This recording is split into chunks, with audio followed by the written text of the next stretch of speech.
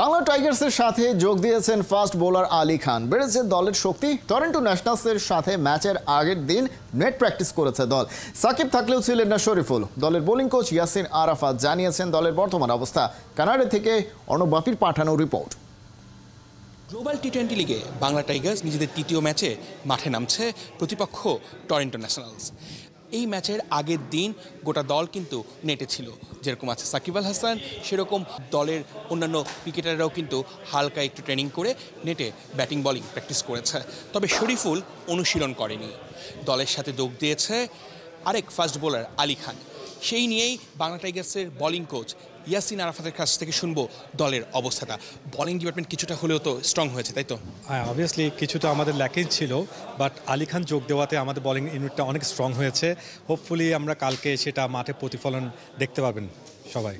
সেক্ষেত্রে আজকের অনুশীলনে আসলে নেটে কোন কোন বিষয়গুলোর উপরে মেনলি ফোকাস রাখা হয়েছে? মেনলি ফোকাস করা হয়েছে আমাদের কিছু ল্যাকিংস ছিল প্র্যাকটিসে, যেটা ঝালিয়ে এনেছে, আর কিছু ট্রেনিংয়ের দরকার ছিল আমাদের। সেটার জন্য আসলে জাস্ট ফিনিশিং টাচটা দেওয়ার জন্য আজকে প্র্যাকটিসটা করা।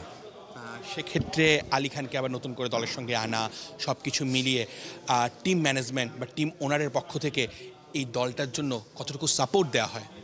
টিম আসলে ওনাকে আমরা যখনই ওনারকে কোনো কিছু বলি, আলী খানের কথা বলি, উনি সঙ্গে সঙ্গে আমাদের জন্য আলী খানেরকে উড়িয়ে আনার জন্য ব্যবস্থা করেছেন অ্যাজ সুন অ্যাজ পসিবল, যেন আমাদের টিমের কম্বিনেশনটা ভালো হয়। এই জন্যই টিমটা যেন ভালো খেলতে পারে। তাই বোলিংয়ের দিকটা আপনি দেখছেন শরীফুল আজকে অনুশীলন করেনি, আর কোন কোন বিষয়গুলো আছে বা মাঠে শরীফুল বা সাকিবের পারফরমেন্সটা বাংলা টাইগার্সকে কতটুকু এগিয়ে নেয়? সাকিবকে নিয়ে কিছু বলার নেই। মেগাস্টার সাকিব যেভাবে পারফর্ম করছে, মানে টিমটাকে সামনে থেকে সে নেতৃত্ব হচ্ছে, ক্যাপ্টেনও। আর শরীফুল বোলিং স্ট্যান্ডার্ডস দুটো ম্যাচে সে এত সুন্দর বোলিং করেছে। ইকোনমির দিক থেকে এখন পর্যন্ত টুর্নামেন্টে হাইয়েস্ট সে। তো ওরা আশাতে টিমটাকে অন্য উচ্চতায় নিয়ে গেছে, এবং আশা করি সামনের দিকেও ম্যাচগুলো সে বাংলা টাইগার্সের জন্য সেমভাবে পারফর্ম করে যাবে।